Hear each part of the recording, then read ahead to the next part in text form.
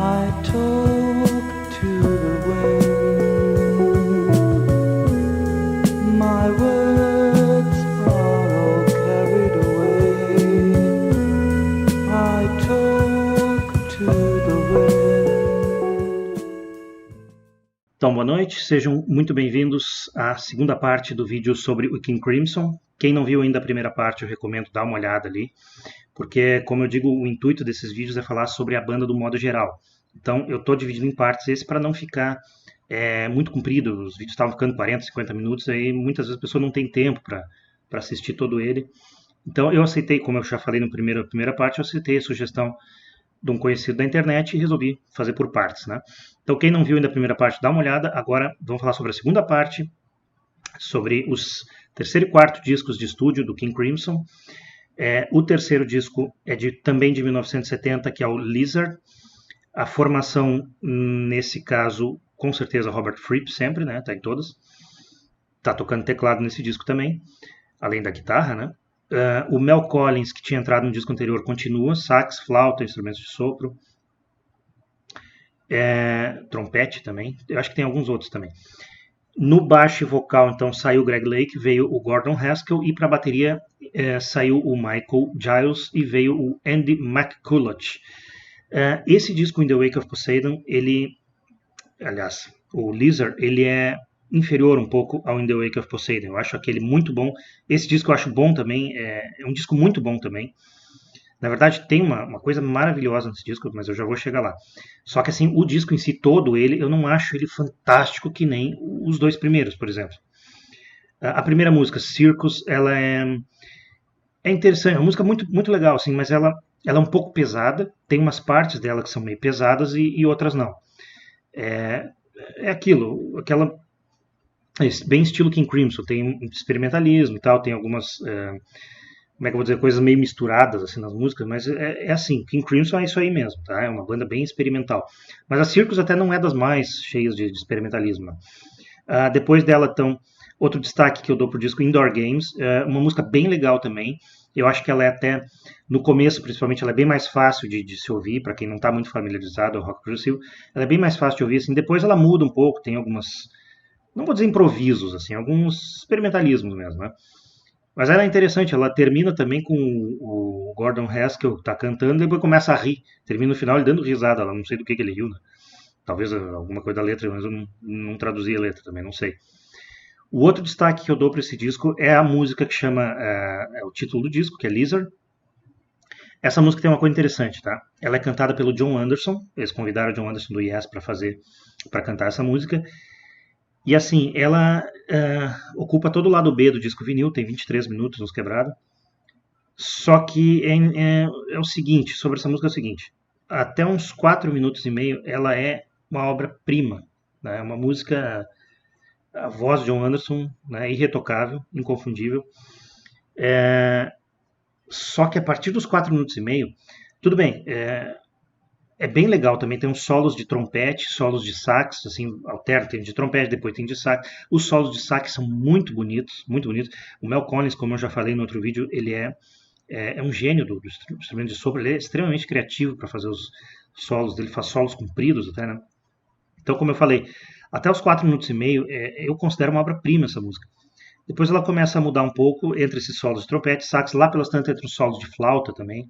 Eu adoro flauta, tá? Eu acho flauta, no rock progressivo, eu acho que fica fenomenal flauta. Sou fã mesmo de flauta. Só que assim, depois me dá a impressão que a música meio que se perde um pouco. Fica uma coisa muito misturada, e aí entra, como eu falei no outro vídeo, eu gosto muito de experimentalismo, mas na dose certa, tá? Então, pra mim, ela começa a extrapolar um pouco, tá? Meu gosto pessoal. Então, Lizard não precisaria ter esses 23 minutos. Não sei se é o caso, tá? Me perdoem quem discorda, mas me parece que também é para encher o disco. De um certo ponto para frente, não toda ela. Inclusive depois dos solos de sax, trompete, que é muito legal ainda, tem ainda de flauta e tal, mas não tem mais nada a ver com o que era a música antes, né? Mas enfim, esse é o King Crimson, tá? Então, é uma banda um pouco difícil, às vezes, de entender. A primeira vez que eu vi King Crimson, eu não gostei, né? Mas daí depois, outras vezes ouvindo com muito mais calma, sim, tem coisas maravilhosas. Né? Tá, sobre então o Lizard, para terminar, é um disco bom, é um disco muito bom, melhor do que vários discos do King Crimson, mas para mim ele é abaixo do In the Wake of Poseidon, que já é abaixo do primeiro, porque o primeiro é quase uma obra-prima para mim. Né? E os destaques que eu dou então do Lizard são Circus, Indoor Games e a própria Lizard, mas principalmente aqueles primeiros minutos.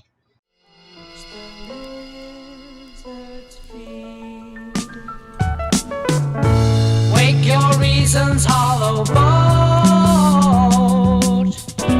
where your blizzard season cold. Burn a bridge and burn a boat, stake a lizard by the throne. O quarto disco então da banda, disco de estúdio, de 1971, ele se chama Islands, e ele já tem uma outra formação. Tá lá o Fripp no teclado e guitarra, o Mel Collins continua, e já mudou a bateria, já mudou o vocal e baixo também. Então, baixo e vocal dessa vez é o Boz Burrow, e na bateria o Ian Wallace.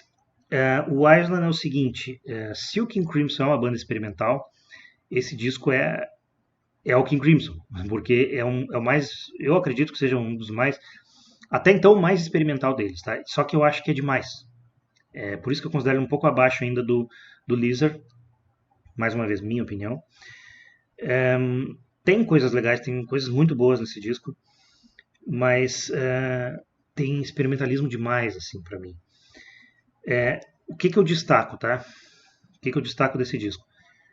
Sailor's Tale é uma música que eu achei bem legal. Tem outra que é muito bonita, que parece uma música clássica, assim, violino, oboé, se chama Prelude Song of the Gulls.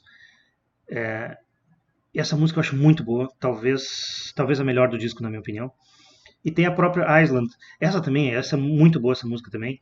Ela tem mais ou menos uns 12 minutos, é uma música bem tranquila, muito bonita mesmo.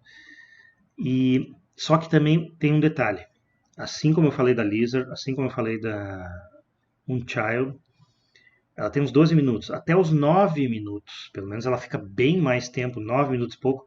Ela é sensacional essa música.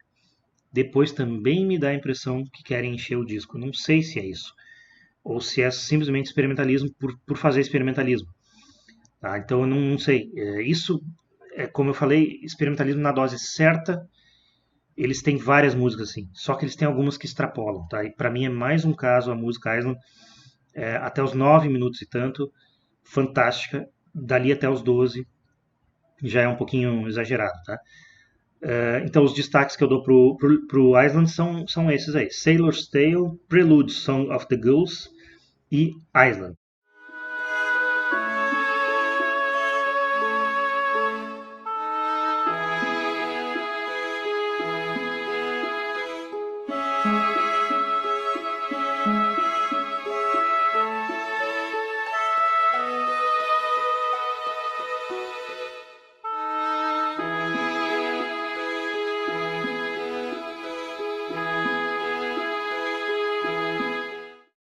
Como o meu intuito agora é não me alongar, eu vou parar por aqui também. Então a segunda parte do King Crimson são esses dois outros discos.